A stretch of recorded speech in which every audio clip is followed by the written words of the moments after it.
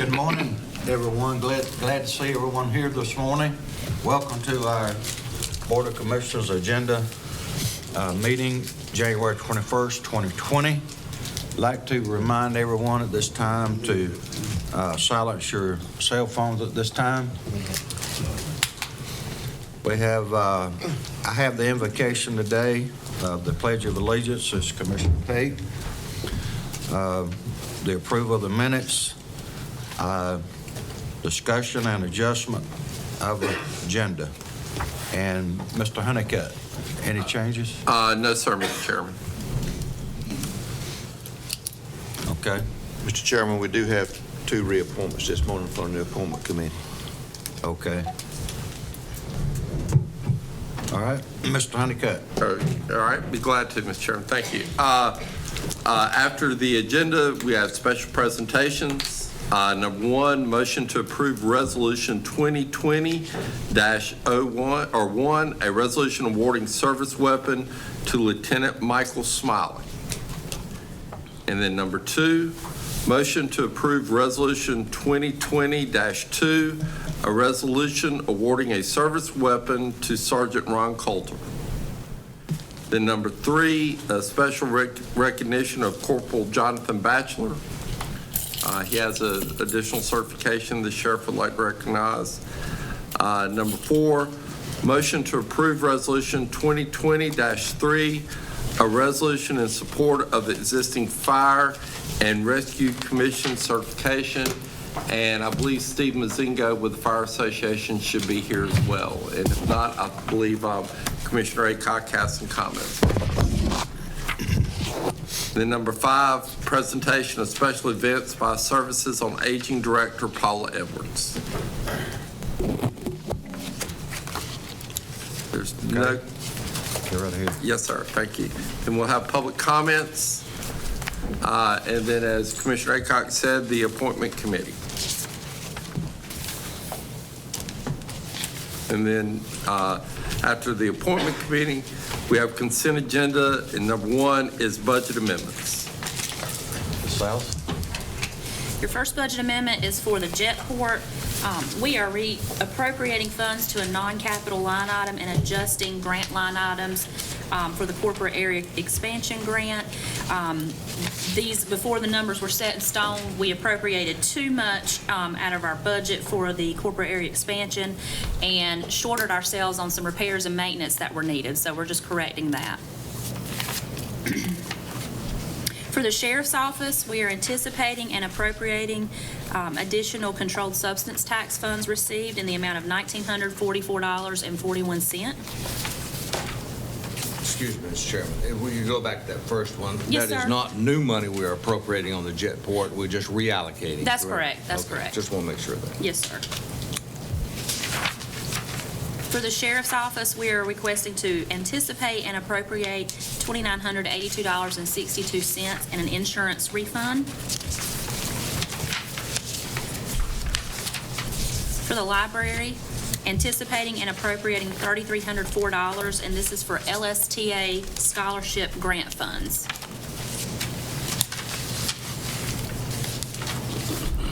For our chief medical examiner's line item, we are reallocating some unused dollars from the contingency merit increases line item and increasing our professionals' fees for autopsies. This is a fee we have to pay for the state for any medical investigations or autopsies that we are required to cover part of the bill for, and we have run short on that budget line item this year, so I've had to reallocate some additional funds. Hopefully this will cover us through the remaining of the fiscal year. For the health department, they are increasing their budget. They have received additional funds from DHHS, Office of Rural Health, for a capital project grant, and then covering the in-kind portion out of their fund balance. And this is FEMA identified counties affected by Hurricane Florence. They were granted a one-time amount of funds to be dispersed for emergency preparedness and infrastructure-related needs. And they are requesting 2 portable medical freezer coolers and 2 mobile skid mount diesel generators. So These are grant funds with the exception of the small amount out of the fund balance. For the health department, they are asking to reallocate a position that is currently in the tuberculosis program line item, but most of their time is spent in communicable disease. So they are asking to move that position to a different line item and moving all the salaries and fringes related to it.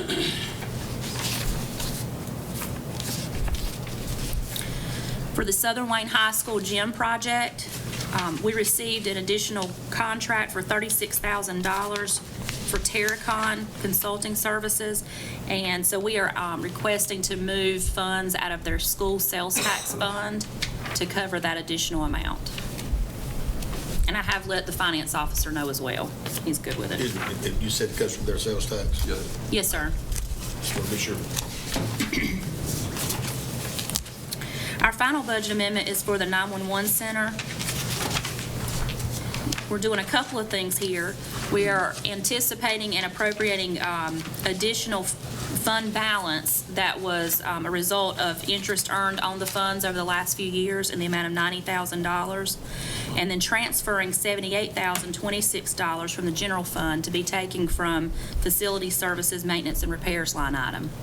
Now, all of this is to cover some additional expenditures that had not been budgeted in the 911 center. And these items are things such as, let's see, I think there was some soils testing, engineering cost, advertisement for RFPs, survey fees, and additional liability insurance. Mr. Chairman.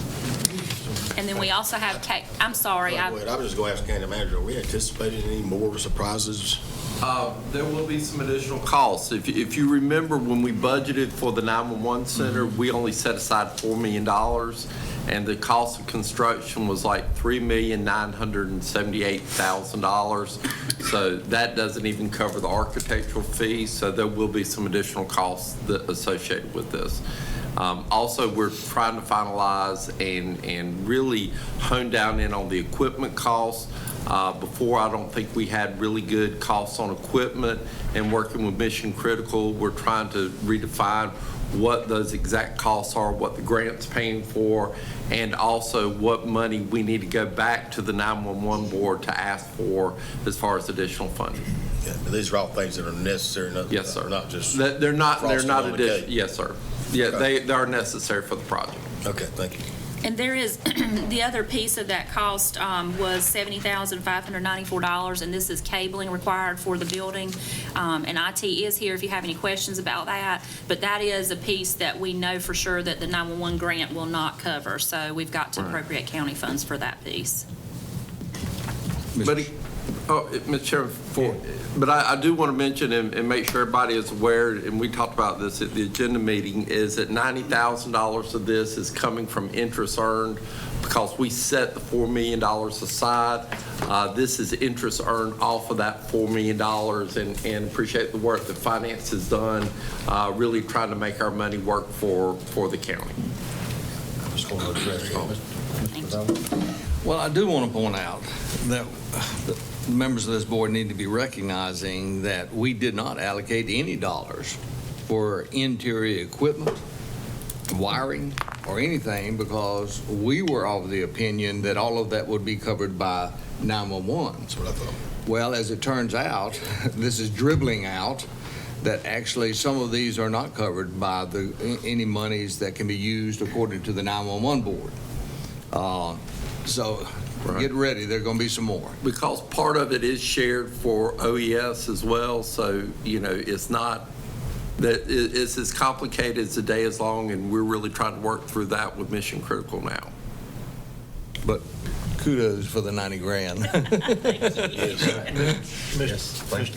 Chairman, Yes, Mr. Baker. could IT explain a little bit some of the extra cables and all that, so we have it clarified? I mean, not trying to put you on the spot, Ryan, but so the general public can know kind of what's going on, because this is the first 911 center we ever built. I mean, you know, and we probably started crawling before we needed to start walking. A lot of moving parts. A lot. So just explain it just a little bit for the extra stuff that has involved IT. Sure. So this first part that Allison was speaking about was the 70,000 and some change is for all of the, I'll call it ancillary offices that are not really related to 911. So that's what Craig was speaking about. Any of the OES offices on the outside, everything that's not covered that we know that will be our cost. So it's all the cabling to all those offices, phones, computers, all of that cabling going back to the connectivity in the back room. That is just everything but 911. So we know we have to pay for that. That will not be covered by any 911 funds or anything. And then we have the other pieces that we're still working towards, which Craig spoke to. There is, I think, 11 total offices that we're cabling all of those. Right. Go ahead and get those done for any future use. Makes sense? So just kind of forecasting ahead, all the desks, chairs, all the outfitting of those offices were not going to be covered by 911. So good question. So for the outside offices, right, that'll be the county's funds to put those there, whether it's a desk, shelf, computer, whatever it may be. And everything else, to some degree, will be covered by 911. Okay, thank you. Thank you. Question. Yes, Mr. Page. Well, the 911 board is this part of regulations they have set, or are they just doing this on the fly, or how are they making these decisions? Both. The 911 board is a really difficult board to work with and to get funding from. That's one reason why we wanted to work with Mission Critical is they have that expertise in dealing with them. Okay. So, but yeah, we're planning to go back to the 911 board and ask for additional funding once we get it pared down to what we know we need. Mr. Chairman, Yes, Mr. Mark. Mr. Manager, tell us and share with the public, where does the 911 board get their dollars from? Sales tax on your phone, your cell phone. So that board is appointed or elected, or how do they get where they are? Appointed. By? I think it's by the governor's office or by the state. So Joe, do is they, that- do they, is that- and this is, I don't know, do they, as each governor comes in, he selects a new board, or are they carryovers, or what? We got three parts. The governor has appointees, the House Speaker, and the Senate has appointees. Okay. And over the 7 years that I've been sitting with you all, it sounds like that board, and you said that you said they're difficult to deal with, but it sounds like they feel like they're almighty. And I mean, you know, everybody gets their money from somewhere, and it just sounds like they're almighty, and that's an inappropriate attitude to have. We're very blessed, not blessed is probably the wrong word. We're fortunate to, we got $1.5 million grant from them originally, but that was only partial what we really needed for this project. So again, there's been other communities that have received much more, and that's why we want to make sure we go back and make sure Wayne County gets our fair share. Mr. Chairman, exactly what, hold on. What the county manager just said, you know, we did get what sounds like a lot of money, but we got a real small piece of the pie, according to some other counties that is a whole lot less populated than Wayne County, got a whole lot larger piece of the pie. And Mr. Camardi, thank you for, somebody finally needs to say exactly what you just said.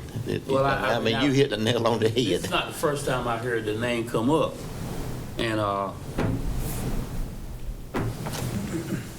that's not the only board that I wonder, after they get their money, how they can decide how they want to distribute it. I'll just leave it at that. Initially, the money came straight to the counties. Sir? Initially, the money came straight to the counties, then the state decided they needed it up in Raleigh. So back in that day, we would have proportionally got what you could consider our fair share. Yes, sir. But, Mr. Garrett, did you say that the Speaker of the House was on this or appoint somebody? Points. Appoint somebody? Have we gone to our legislative delegation for help on this? Have we gone to our legislative delegation? Well, right now, we haven't decided exactly what we need, so once we do find out exactly and pare it down to what exactly we're asking for, we will use our delegation as well. Okay. Good. Okay. Thank you, Ryan. Yep. Ms. Allison? Oh, that is all. Oh, okay. Thank you. If there's no more question on budget amendments, on number 2, motion to approve canceling the March 3rd, 2020 Board of Commissioners meeting. The reasoning for this is the primary date. And also, Chip and I plan to be in Washington, D.C. With respect to the NACO counties with defense communities. So with board's approval, we'd like to cancel that meeting. Okay. Be sure you bring us back some money from Washington. Yeah.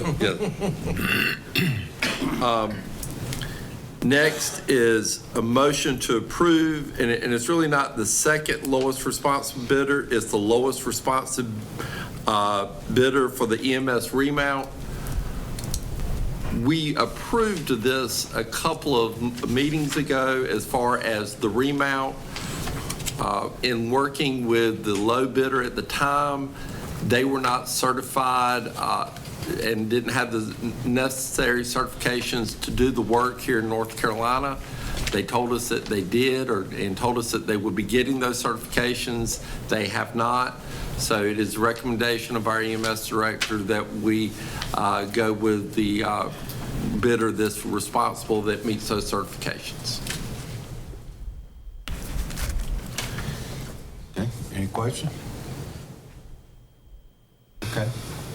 And then next is motion to approve North Carolina Sound, the lowest responsible bidder as the vendor for cabling for the ancillary offices at the 911 center. And this will be covered in that budget amendment that we would approve before that.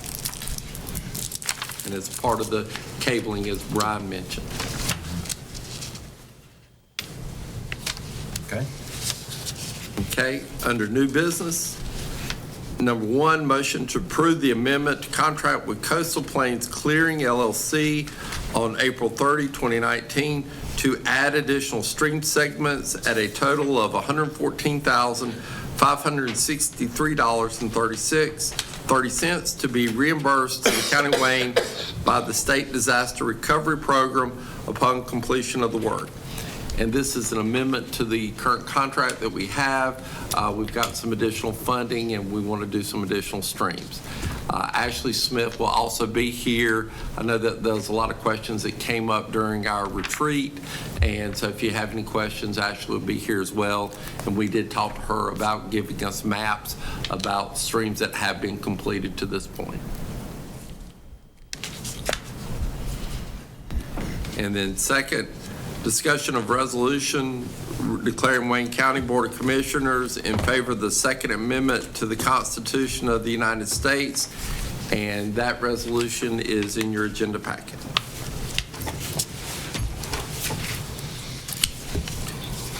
And then County Manager's comments, Board of Commissioners Committee reports and comments.